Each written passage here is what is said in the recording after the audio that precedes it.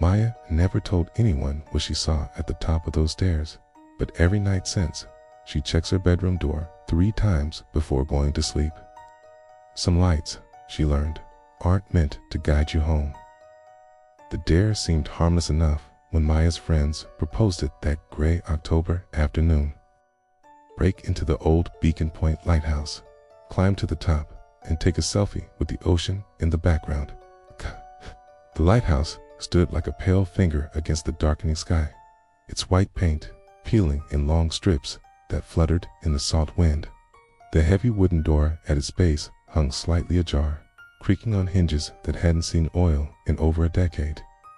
The lighthouse had been abandoned for 15 years, its massive lands removed, and its keeper, quarters, boarded up after what the locals called the incident. Maya had heard whispers about it, her whole life something about the last lighthouse keeper losing his mind, talking to voices that weren't there, insisting he had to keep the light on for someone who was coming home. But Maya was 17, and 17-year-olds don't believe in ghost stories. There was light coming from above, not much, just a faint, rhythmic pulse, like a heartbeat made visible. A child's voice, high and sweet, drifting down from the lamp room above.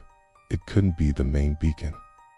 She knew from local history that the massive lens had been removed years ago. Besides, there was no power running to the lighthouse. The rusted chain-link fence around the property had more holes than barriers, and Maya slipped through easily while her friends waited in the car at the bottom of the hill.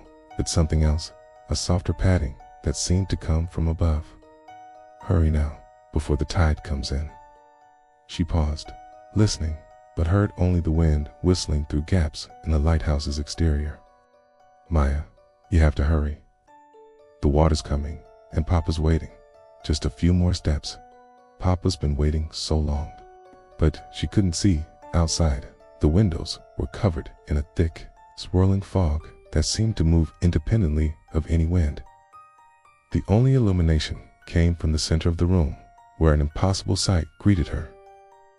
The lighthouse had been sealed for years, and she'd seen no other footprints in the dust at the base. The light above pulsed faster now, almost frantic, and Maya realized she could see it clearly despite her dropped phonosoft, golden glow that seemed to breathe with life. The local newspapers had run his photograph when they found his body at the base of the lighthouse, fallen from these very windows in what they ruled a suicide. But here he stood, his neck bent at an impossible angle, his mouth moving soundlessly as he worked. The controls of a beacon that cast its light, not toward the sea, but down into the depths of the earth itself. Kappa and I, we've been waiting for someone to help us keep the light burning. The golden light from the beacon washed over her, and she felt her own will dissolving like salt in water. Her hands moved of their own accord to the lighthouse controls, and she understood with horrible clarity what had happened to the last keeper. Ihd, been found at the base of the lighthouse with his neck broken and his eyes wide with terror. The tide comes in every night now, and without the beacon, they'll never make it back to shore. His back was to Maya, and his movements were mechanical, repetitive, as he adjusted dials and mirrors that gleamed with that same golden light. Papa, she came to help us turn on the light. Beside him stood a small child, perhaps 7 years old, in a sailor suit that belonged to another century when she woke up in the hospital. She couldn't remember anything about her time in the lighthouse, or at least that's what she told everyone. But something else, curiosity, or perhaps the same compulsion that had driven men to sea for centuries, pulled her upward. When he smiled, his teeth were like pearls pulled from the deep. She left her phone where it had fallen and continued climbing by the strange, posing light above. She knows that somewhere in that impossible ocean, things that were once human pressed their faces against glass windows, waiting for the light to guide them home. Crystals formed on the iron railing beneath her palm, despite the October warmth outside. Because the dead child was right about one thing: the tide always comes in, and someone has to tend the light. The light above grew brighter, more insistent, and Maya could see that she was nearly at the top of the staircase. But the voice came again, more insistent this time. The fog had cleared, and outside the windows wasn't the familiar coastline she'd known all her life. Instead, dark water pressed against the glass, deep, black water that stretched in all directions, as if the lighthouse had been submerged beneath an impossible ocean. Things moved in that water, pale shapes that might once have been human. Their faces pressed against the glass as they clawed at the windows with fingers that had long since lost their flesh. The light seemed to get swallowed by the darkness above, as if the lighthouse itself was hungry for illumination. Maya placed her hand on the iron railing and began to climb. Papa has to turn on the light. They'll crash without the light. Maya pushed the door open and stepped inside. The circular room at the lighthouse's base was smaller than she'd expected, with a spiral staircase hugging the curved wall.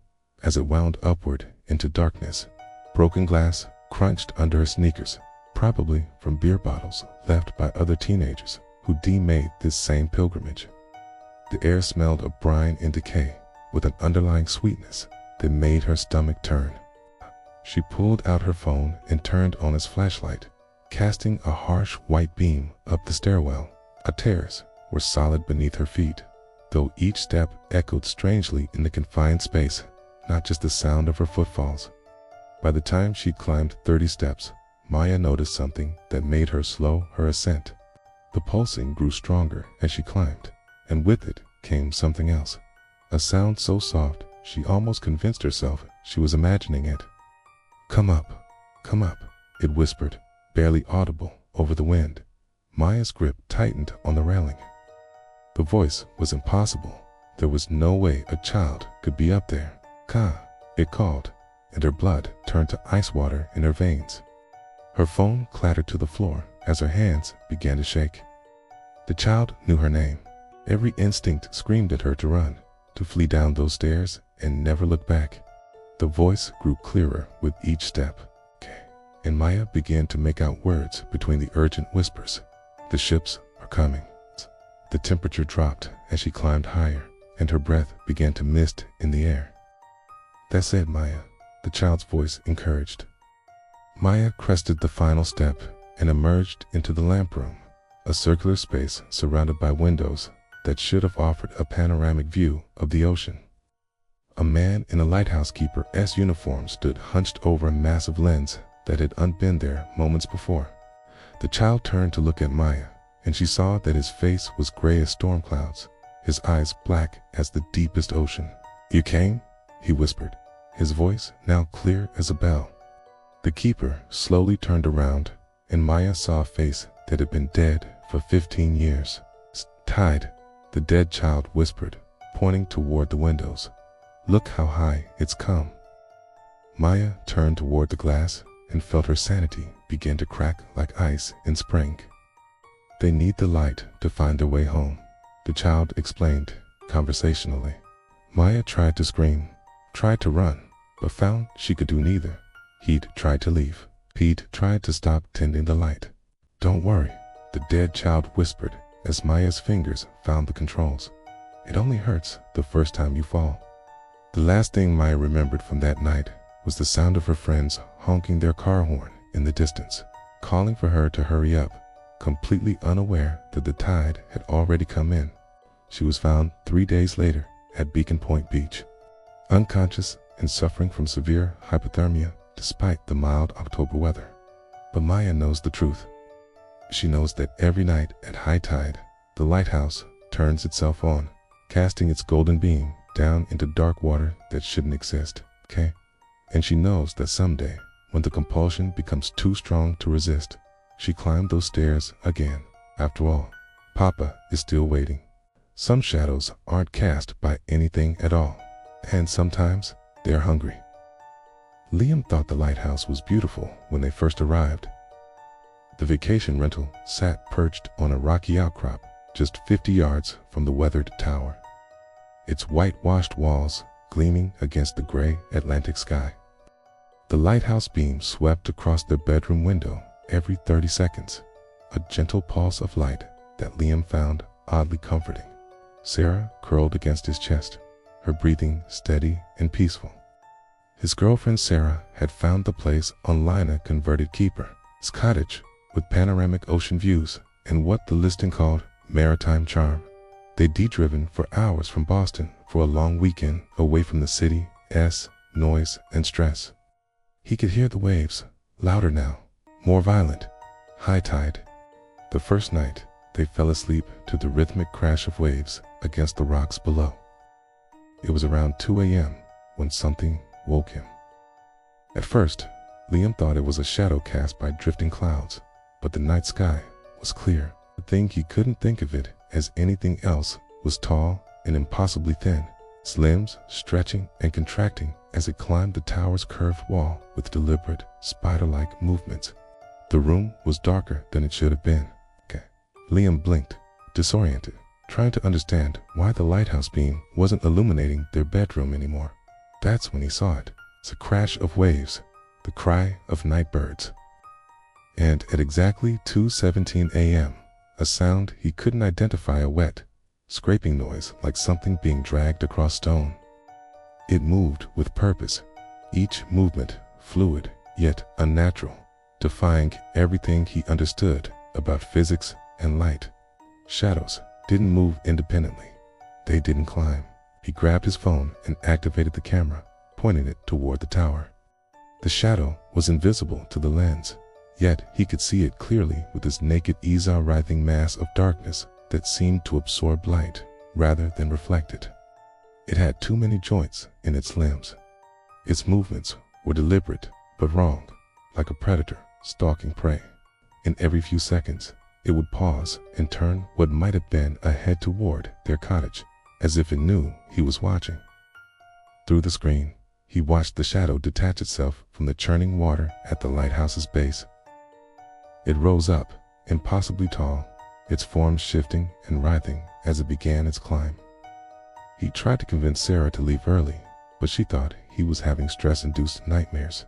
Sarah slept peacefully beside him, unaware of the vigil he'd been keeping.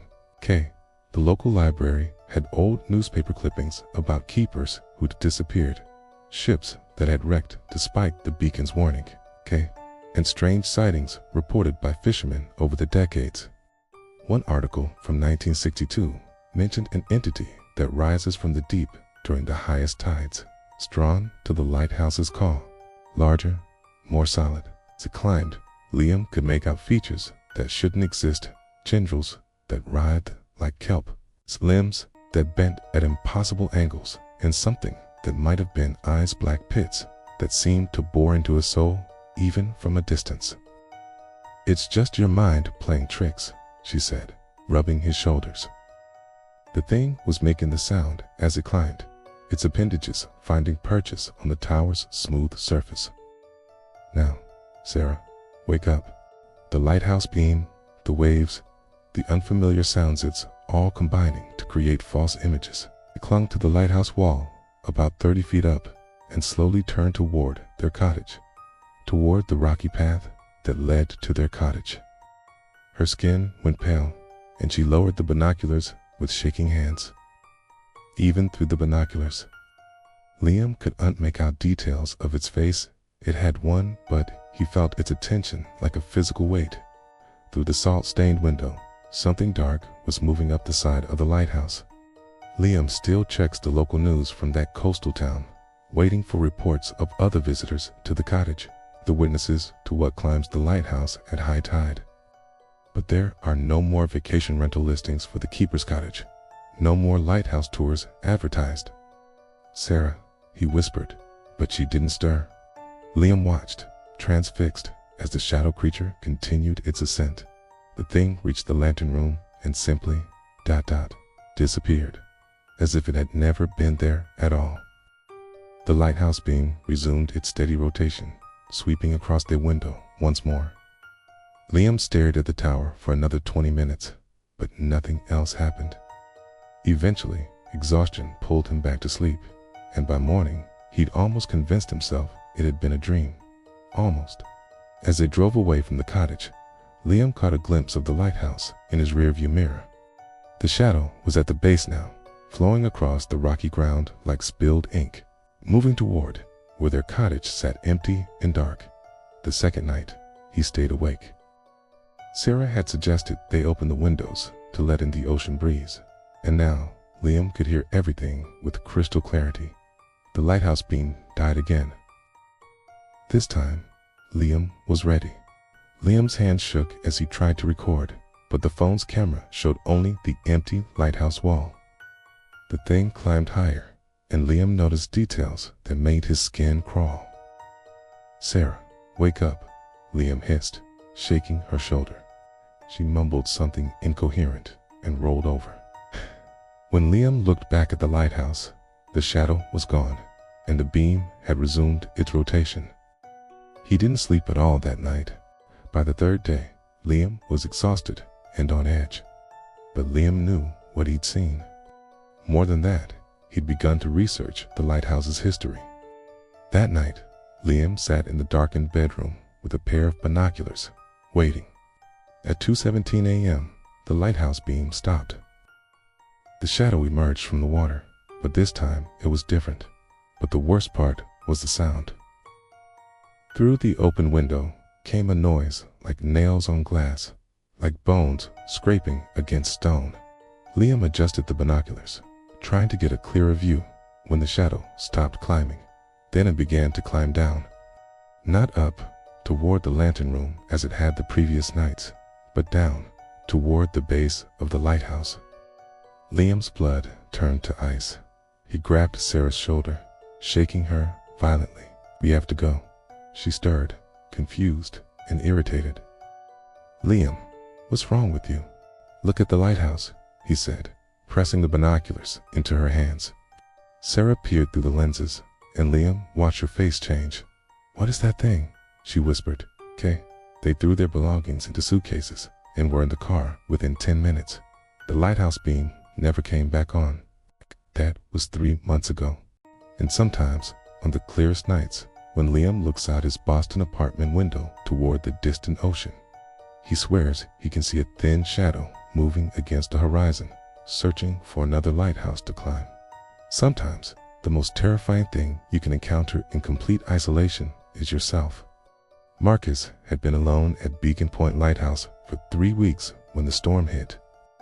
The radio went dead at 11:47 p.m. on a Tuesday. The last crackling transmission from the Coast Guard, cut short by a violent clap of thunder that seemed to shake the very foundation of the 100-year-old structure. The backup generator hummed in the basement, keeping the beacon rotating as it had for decades. Marcus maintained his routine, checking the beacon, monitoring the automated fog signal, updating his logbook, but the isolation pressed against him like a physical weight. The ocean had receded, leaving tide pools that reflected the gray sky like broken mirrors. Marcus had seen worse storms, but something about this aftermath felt different, wrong, somehow. On the fourth morning, when the winds finally died to a whisper and the rain softened to a gentle patter, he climbed to the lantern room and surveyed the damage. The same worn denim jeans, the same brown boots, scuffed at the toes from years of climbing lighthouse stairs. But it was the face that made Marcus's blood turn to ice water in his veins. But everything else, his connection to the outside world, his weather updates, his scheduled check-ins, vanished into the howling darkness. From this distance, it appeared to be a man in dark clothing, motionless against the churning foam. Even from this distance, Marcus could see the familiar line of his jaw, the scar above his left eyebrow from a childhood accident. The way his dark hair fell across his forehead, it was like looking into a mirror, except the reflection was standing on jagged rocks 200 feet below. Marcus grabbed his binoculars from the shelf's standard equipment for spotting ships in distress and focused on the figure. He'd worked as a lighthouse keeper for 8 years, but this was his first assignment at Beacon Point. As soon as the lenses focused, the other, Marcus, smiled a slow, deliberate expression that Marcus had never seen on his own face. Forced himself to look again, but the rocks were empty. The tide was coming in, waves crashing against the rocks with increasing violence. The other Marcus never looked away from the lighthouse, never stopped smiling, even as the first waves reached his boots. still smiling, still maintaining eye contact with the lighthouse. The other Marcus continued walking into the churning sea. The waves crashed over his chest, his shoulders, his neck. Marcus watched in horror as his own face disappeared beneath the dark water. That terrible smile, the last thing to vanish, was just foam and debris in the endless gray of the receding storm. It was his smile, but twisted somehow, knowing and cold. Then the figure raised one hand and gave a slow, deliberate wave. But sometimes, on stormy nights, when the fog rolls in thick, passing ships report seeing two figures on the rocks below, beacon points, both of them waving, both of them smiling, both of them walking slowly into the sea. Every time he closed his eyes, he saw that smile, that wave. But as the sun crested the horizon and painted the sea in shades of gold and red, Marcus noticed something that made his stomach lurch. At 3 a.m., he gave up and climbed back to the lantern room, telling himself he was just checking the beacon. But his eyes went immediately to the rocks below. His logbook ended abruptly, the final entry reading simply, "Saw myself on the shore." Going down to investigate, the previous keeper, an old man named Holloway, had simply stopped showing up one day, and they found his cottage empty, his personal belongings still in place. The lighthouse automated systems indicated he'd maintained his duties right up until his disappearance. He tried to rationalize its isolation, playing tricks on his mind. Maybe another person who happened to resemble him, a hallucination brought on by stress and solitude. But deep down, he knew what he'd seen. The scar, the clothes, the exact way the figure had moved. These weren't coincidences. Through the lenses, he could see every detail of his own face staring back at him. The other Marcus was still smiling, but now he was moving. Walking slowly across the rocks with the careful, measured steps Marcus recognized from his own cautious navigation of the lighthouse's exterior walkways. No note, no explanation, just gone. The storm raged for 3 days. The shoreline below was littered with debris, pieces of boats, tangles of seaweed, driftwood scattered like bones across the dark rocks. He was about to head back down when movement caught his eye. A figure stood on the rocks below, maybe 200 yards from the lighthouse base. His hands began to shake. The man below wore the same navy wool sweater Marcus had put on that morning. It was his own face staring back at him. The doppelganger stood perfectly still, arms at his sides, looking directly up at the lighthouse. Marcus lowered the binoculars, blinked hard, and looked again. The figure was still there. Key raised the binoculars with trembling hands. Marcus stumbled backward, nearly dropping the binoculars. His heart hammered against his ribs. For the rest of that day, Marcus couldn't shake the image. That night, sleep came in fragments. The figure was back. This time, it was closer to the lighthouse, maybe 50 yards from the base. Marcus didn't hesitate to grab the binoculars. As Marcus watched, frozen with terror, his doppelganger began walking toward the water. "Don't," Marcus whispered, though he couldn't say why. "Don't do it." The water reached the figure's knees, then his waist. The rocks were empty again. The tide continued its relentless advance, washing away any trace that someone had been there. Marcus stood in the lantern room until dawn, binoculars clutched in his white-knuckled hands, watching the water. The figure didn't return. His own reflection in the lantern room window was smiling back at him with that same cold, knowing expression, and it was waving. The Coast Guard found Beacon Point Lighthouse's beacon still rotating 3 days later, but Marcus was nowhere to be found. They never found his body. And with that final story, we pull back from the abyss. For now, tales of ordinary lives brushing against the extraordinary, the terrifying, the unexplainable, from the shadow that mimics to the voice that calls from an empty house. We've seen tonight how thin the veil between our reality and a much darker one can be. These stories are not just fiction. They are born from real experiences, whispered in hushed tones, and shared to remind us that we are not always alone. And that's the most chilling thought, isn't it?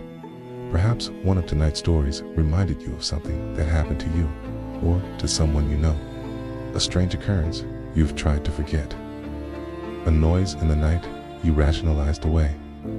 A figure you saw for just a second. The details of your own brush with the darkness are what give this channel life. I invite you to leave your own story in the comments below. Let us know what you've seen in the shadows. If these stories sent a shiver down your spine, show your support by hitting that like button.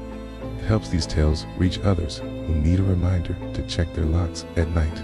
And if you haven't already, make sure you subscribe and click the notification bell. We have so many more stories to share, and you won't want to be left in the dark. Until next time, remember that you are not afraid of being alone. You are afraid of the bone-deep certainty that you are not.